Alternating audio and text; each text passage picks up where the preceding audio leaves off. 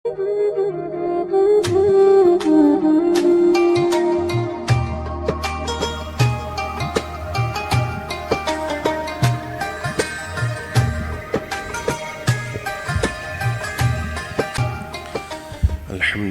Rabbil Alamin, wassalatu wassalamu ala sayyidil anbiya'i wal mursalin.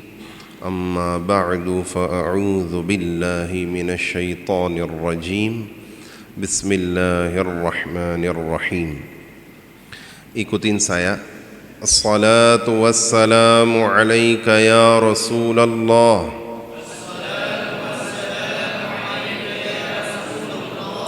الصلاة والسلام عليك يا حبيب الله.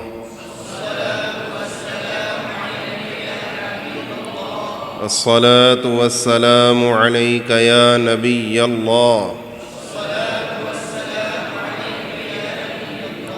وعلى آلك وأصحابك يا نور الله.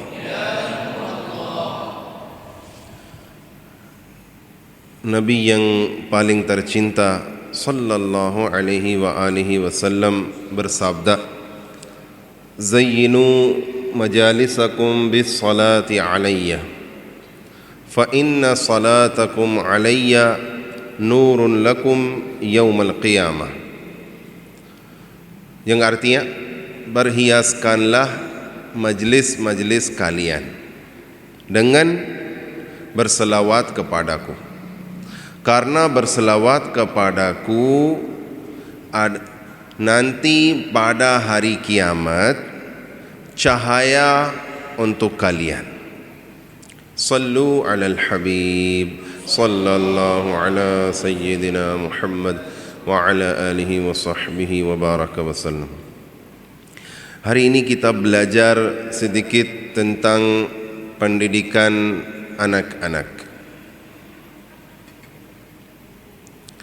Bagaimana kita mendidikkan anak-anak? Allah Subhanahu wa taala berfirman, Rasulullah sallallahu alaihi wa alihi wasallam bersabda, "Idza matal insanu inqata'a a'maluhu illa min thalath, sadaqatin jariyatin wa ilmin yantafi'u bihi أو ولد صالح يدعو له أو كما قال رسول الله صلى الله عليه وسلم." Apabila manusia wafat, maka potong amalnya kecuali tiga amal tidak potong, tiga amal tetap jalan. Apa itu tiga amal yang tetap jalan? Yang pertama, sedekah yang tetap jalan. Misalkan kita membangunkan masjid, sampai masjid berada, walaupun sampai hari kiamat. Jadi kita di dalam kuburan, tapi masjid ini beri manfaat kepada kita di dalam kuburan kita. Ini sedekah jariyah. Atau kita membangunkan pesantren, daya, atau kita membagikan bansos kepada orang fakir miskin yang tetap ada punya mereka. Yang kedua,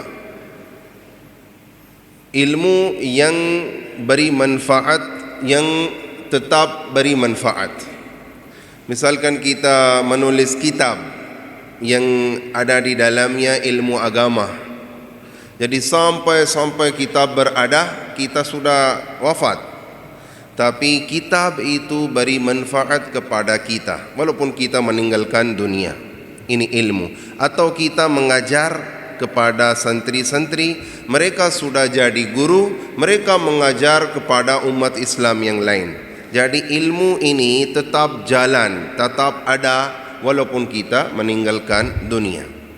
Yang ketiga, anak yang saleh, yang yang baik. Anak yang baik yang berdoa untuk bapaknya, untuk ayahnya. Apakah kita berpikir apakah kita mendidik anak kita nanti kalau kita meninggalkan dunia dia akan berdoa untuk kita? Kalau kita mendidik yang benar, bagus sekali.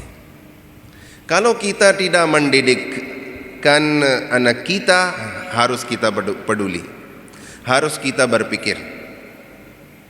Ini dari hadis. Ada di dalam Tafsir Al-Kabir, Tafsir Kabir kitab yang besar sekali, sudah lama.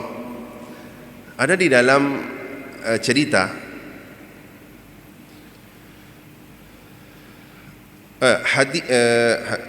cerita Sayyiduna Isa alaihi salatu wassalam.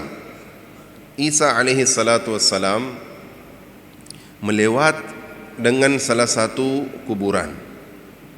Karena beliau nabi, beliau sudah melihat, merasa di dalam kuburan ada siksaan. Orang mayit disiksakan. Beliau pengen tahu rahasia apa, kenapa dia disiksakan oleh Allah Subhanahu wa taala.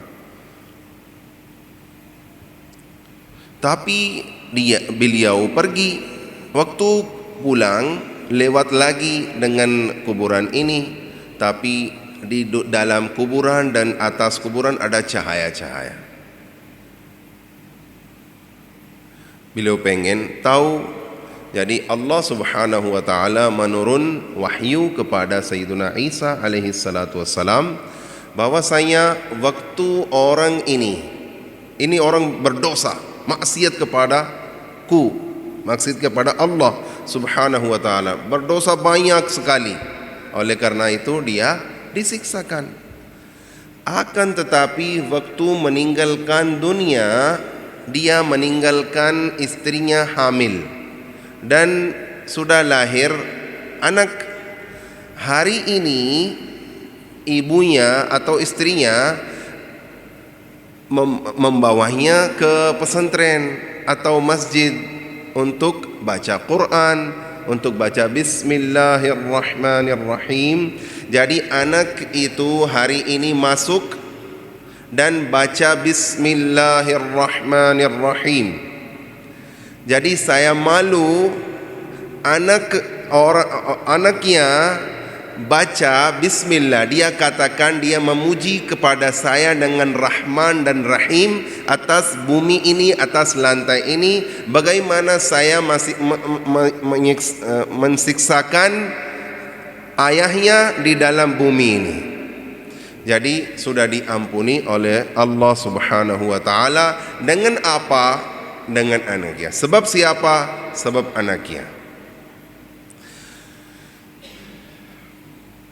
Ada di dalam hadis Rasulullah sallallahu alaihi wasallam bersabda, ada orang yang derajatnya naik di dalam surga.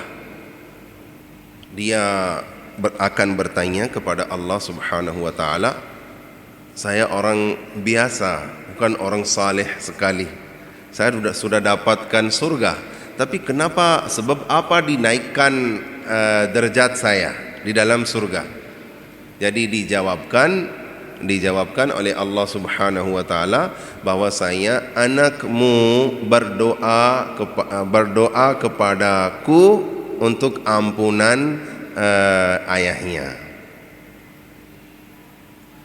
Jadi inilah anak saleh. Sayyiduna Zakaria alaihi salatu wassalam berdoa kepada Allah Subhanahu wa taala untuk anaknya namanya Saleh. Beliau juga nabi.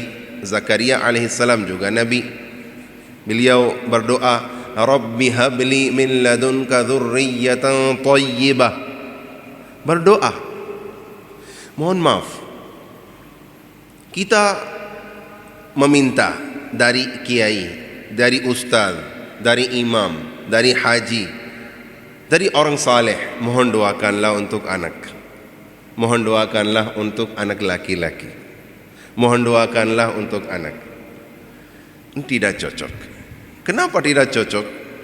Apakah mintaan doa tidak cocok? Ya, sebabnya kita tadi belajar Zakaria alaihi salatu wassalam meminta kepada Allah Subhanahu wa taala dzurriyyatan thayyibah, anak suci, anak baik. Tapi kita meminta anak-anak saja. Anak. Kita tidak meminta anak saleh, anak baik. Jadi hendaklah kita meminta dari kiai, ustaz, syekh, haji, imam, mohon doakanlah untuk anak saleh. Anak saleh, bukan anak-anak saja.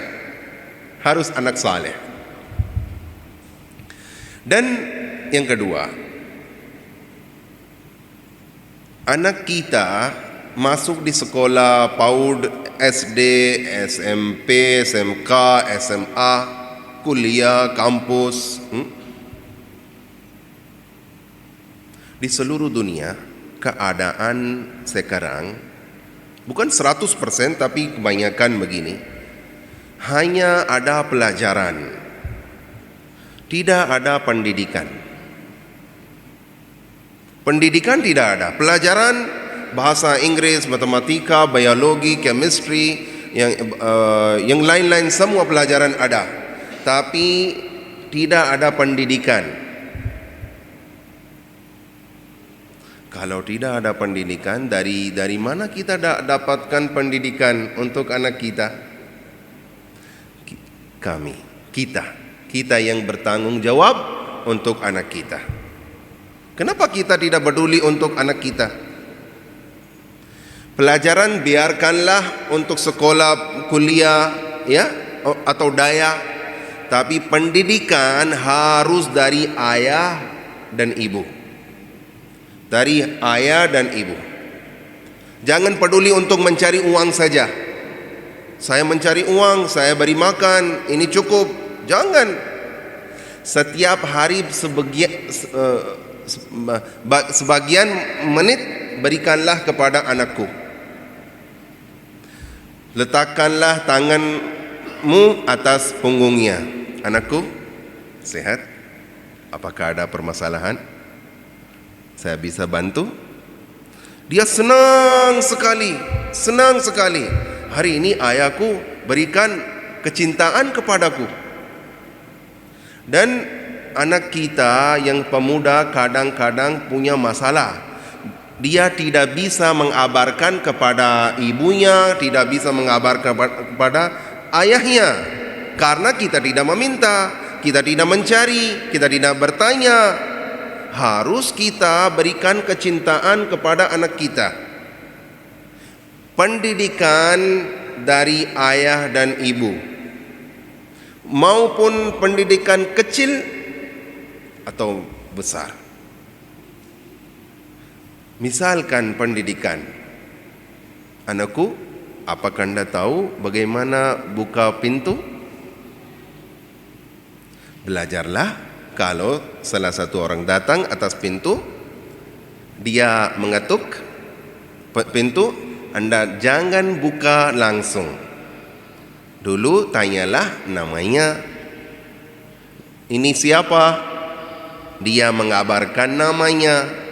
Kalau Anda sudah kenal, jadi bukalah pintu dan katakanlah Assalamualaikum warahmatullahi wabarakatuh. Ini butuh berapa waktu? 1 menit. Pendidikan kecil. Kalau kita mendidikan begini, tamu kita katakan, wah, subhanallah, bagaimana dididikan oleh ayahnya. Mereka memuliakan, mereka memuji kepada ayahnya. Masya Allah, luar biasa, mantap. Anakmu, Masya Allah, sopan, adab, Assalamualaikum warahmatullah. Bertanya nama, baru dia buka pintu. Ini pendidikan. Ini adab-adab.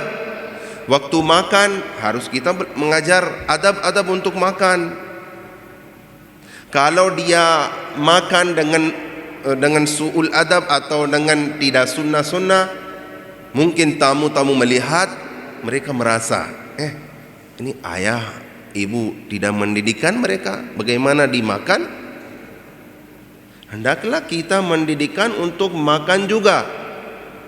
Waktu anakku berikan air gelas kepada tamu, bagaimana Anda berikan air kepada tamu? Ini juga pendidikan. Dan selama dia minum air dengan gelas kaca atau gelas yang lain, berdirilah, tunggulah dia minum air, baru Anda ambil gelas kaca dan bawalah, tunggulah. Misal contoh saja. Dan untuk salat bagaimana?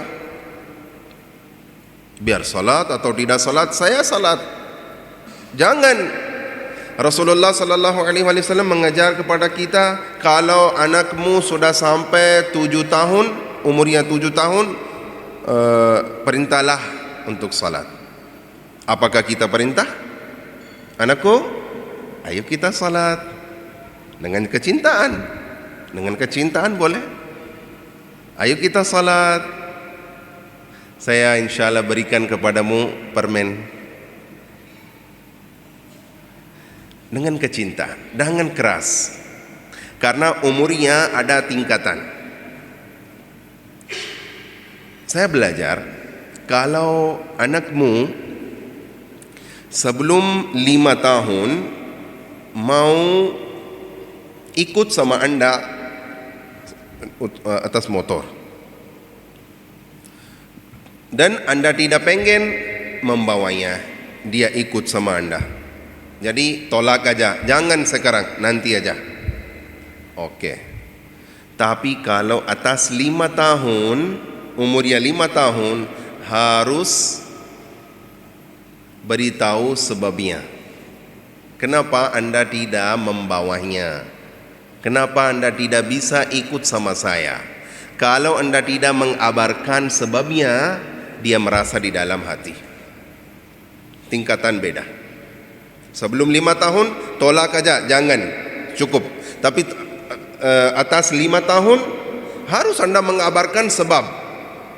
Karena tingkatan sudah tinggi.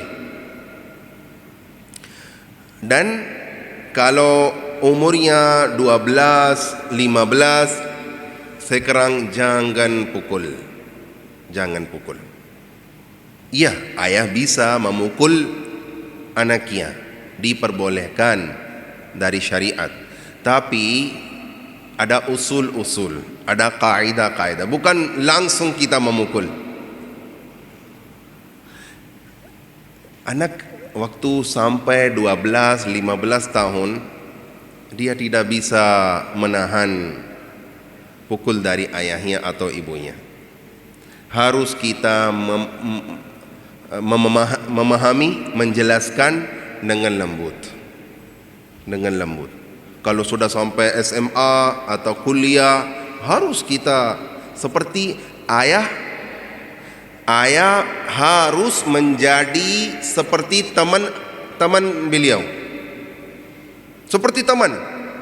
Kalau kita tidak bisa menjadi teman anak kita yang sudah sampai ke kuliah atau kampus, dia menjauh dari Anda. Menjauh. Kalau Anda berikan kecintaan, dia setiap hari menunggu kapan ayahku datang. Hendaklah kita berikan kecintaan kepada orang, kepada pemuda yang sudah sampai SMA atau kuliah kampus. Sekarang Anda jangan pukul, jangan pukul. Kalau Anda pukul, sekarang keadaan zaman ini otaknya tinggi.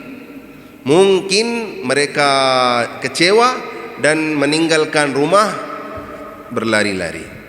Mungkin 2 hari, 3 hari kita mencari-cari, kita tidak dapatkan.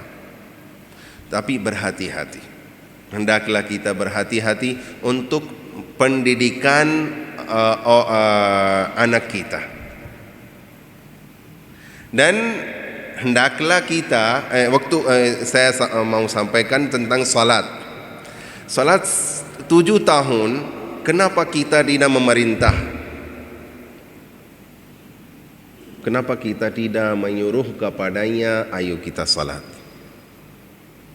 Ini hukum, ini perintah dari Rasulullah sallallahu alaihi wasallam. Tapi kita malas, kita tidak peduli. Dan kalau anakmu sudah sampai umurnya 10 tahun, kalau dia tidak salat, pukullah. Tapi bukan pukul dengan kayu, dengan tangan saja, bukan dengan keras, untuk memahami supaya dia menjadi salat. Dia tidak mentaati kepada kita untuk perintah kita, perintah yang luar salat, luar agama. Jadi kita marah-marah kalau anak kita tidak salat, berarti maksiat kepada Allah Subhanahu wa taala. Kalau dia maksiat kepada Allah Subhanahu wa taala, kita tidak marah-marah. Kita yang memerintah kepadanya, anakku pergilah ke sana dan bawalah itu. Saya tidak punya waktu, saya bermain game, saya melihat main bola. Saya melihat game atau bola. Jadi kita marah-marah. Waktu dia tidak mentaati kepada kita, kita marah-marah. Kalau dia maksiat kepada Allah Subhanahu wa taala, kita tidak marah-marah. Hendaklah kita peduli. Kita memikirkan apakah kita benar atau ada timbangan tidak bagus. Harus kita melihat. 10 tahun harus kita membawanya ke salat. Salat fardu di masjid, salat sunnah di rumah. Ini diajarkan oleh Rasulullah sallallahu alaihi wasallam. Jangan jadikan rumah kalian kuburan. Kuburan ya. Banyak makabir ya. Kuburan. Jadi jangan jadikan rumahmu sepi. Jadi salat fardu di masjid, salat jamaah, kalau sunnah di rumah. Kenapa? Karena kalau kita salat di rumah, anak kecil mereka ikut. Mereka lihat ayahku salat, saya juga mau ikut. Jadi ini ada pengaruh kita salat sunnah di rumah. Ini juga pendidikan. Saya mengingatkan salah satu cerita. Kita tidak melaksanakan hak-hak orang tua kita. Dan ini tidak berikan pengaruh yang baik kepada anak kita. Suatu kali salah satu orang tinggal sama istrinya dan anaknya, anak satu. Dan istrinya marah-marah sekali. Dan dia katakan, saya tidak bisa tinggal sama ayahmu karena dia sudah tua dan setiap kali dan saya tidak bisa mendengar suara batuk ini. Saya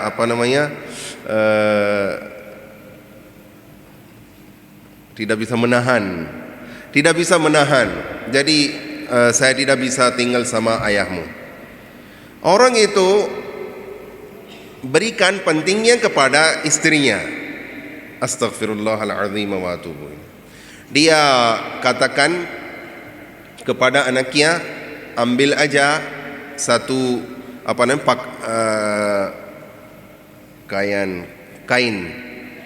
pakaian atau kain. Ini kalin seperti ini. Ini begitu. Cadar ya. Apa ini namanya? Kain ya. Kain. Seperti ini kain. Anaknya sudah ambil kain dan katakan kepada ini kakek di mana dibawakan. Ayahnya katakan diam aja. Bapaknya duduk, ayahnya duduk, kakeknya duduk di dalam mobil. dan anaknya dan cucunya juga duduk di dalam mobil. Mereka pergi ke jauh sekali, dekat laut. Bapaknya katakan, di mana Anda membawaku? Dia katakan, saya tidak bisa menahan dan istriku juga tidak menahan. Anda sakit dan saya mau meninggalkan di sini. Saya setiap hari berikan makan dan ini pakaian untuk letakkan dan Anda bisa duduk di sini dan bisa di sini Anda tidur. Dia menangis. Untuk hari ini Allah menciptakanmu, Anda meninggalkan saya yang saya ayahmu. Ayah, mohon maaf, saya tidak bisa menahan. Mohon maaf. Dia katakan, anak, di mana kain? Dia membawa kain. Tapi kain dia potong dua. Dan membawa. Ini bapak, ayah, ini kain. Tapi dia melihat itu sudah potong dua. Anakku, ini kenapa potong dua? Dia katakan, saya sudah tahu kakekku kenapa dibawakan di sini. Ya, jadi ini saya potong dua karena waktu Anda sudah tua, saya membawa juga mu ke sini. Ini potong yang kedua untukmu. Faham? Jadi ayahnya juga menangis dan dia katakan, saya minta maaf kepada bapaknya. Dan kakek, bapak, cucu mereka kembali ke rumah dan dia marah-marah kepada istrinya dan bertaubat kepada Allah Subhanahu wa taala dan meminta maaf daripada ayahnya. Ini tidak cocok. Kalau kita marah-marah atau kita melaksanakan perbuatan buruk kepada orang tua kita, anak kita ambil pengaruh. Anak kita juga ambil pengaruh. Dan di zaman ini anak lupa siapa yang kakek saya, nenek saya siapa, karena kita jarang bersilaturahim. Mereka tidak tahu bentuknya bagaimana, wajahnya bagaimana. Ada yang begini juga. Dan suatu kali, kadang-kadang anak juga memahami kepada orang tuanya. Suatu kali begini cerita yang tadi, istri marah-marah kepada mertua dan ada punya istana seperti rumah seperti istana. Suaminya sudah datang sore dari kerja dan katakan, ini saya tidak bisa menahan bapamu, ayahmu.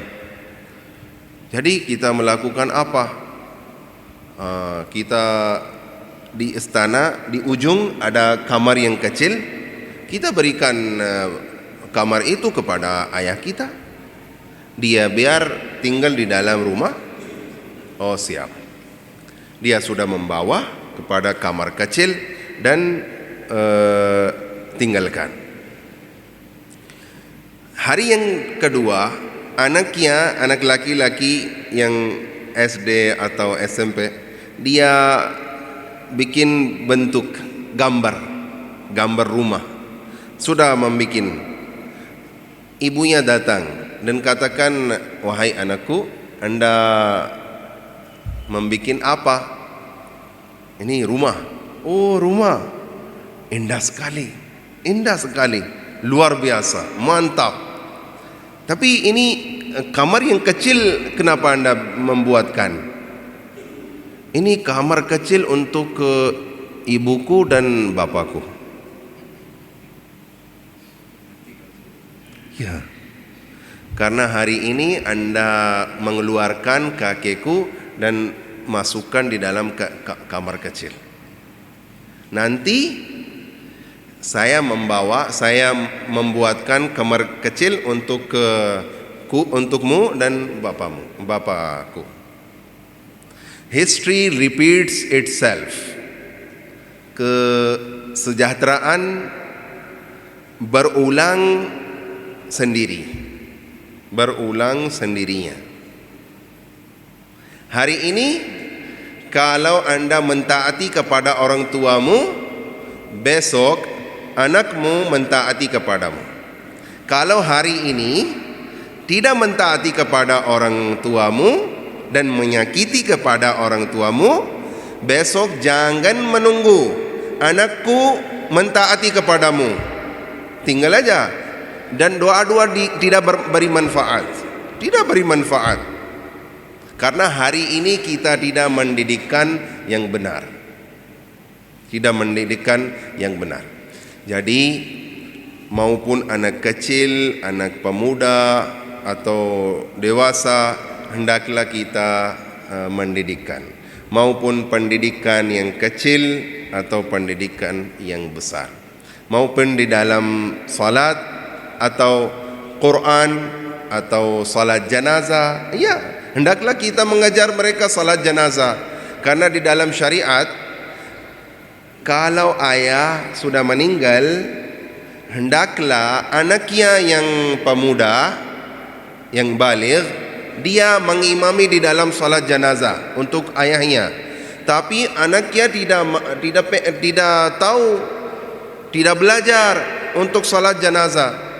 Dan untuk memandi, untuk kafan, untuk menguburkan, harus ini anak belajar dan melakukan ini. Kenapa orang yang lain datang? Hendaklah orang ini, pemuda ini melakukan semua. Hari ini kita tidak mengajar mereka, nanti mereka tidak bisa melaksanakan. Pendidikan itu paling penting. Pelajaran biar aja untuk SD, SMP, SMA, kuliah kampus, tapi pendidikan harus dari bapak dan ibu. Pendidikan. Karena madrasah, pesantren ada di luar rumah, dan rumah ini adalah juga madrasah, pesantren, sekolah yang gurunya ibu dan bapak. Setiap kali kita mendidikan dengan kecintaan, Ayo kita berniat, insya-Allah kita mengajar kepada anak-anak kita, adik kita, pendidikan yang benar. Alhamdulillah, Yayasan Madrasatul Madinah Indonesia mengajar, mendidikan anak-anak akhlak, sunnah Rasulullah sallallahu alaihi wasallam, tajhizul mayyit, pelatihan mayyit, memandikan dan mengkafankan dan menguburkan dan salat, tata cara salat dan puasa dan yang lain-lain. Ayo kita bergabung dengan Yayasan Madrasatul Madinah Indonesia supaya kita belajar. Ini belajar gratis. Alhamdulillah ada markaz di Jelingke. Ayo kita mengunjungi markaz Yayasan Madrasatul Madinah Indonesia supaya kita belajar dan mengajar. Jazakumullahu khairan wa ahsanal jaza. Hadanallahu wa iyyakum wallahul muwaffiq ila aqwamit tariq. Assalamualaikum warahmatullahi wabarakatuh. Dan mohon maaf kalau ada kesalahan karena saya masih belajar bahasa Indonesia. Kalau ada kesalahan saya minta maaf.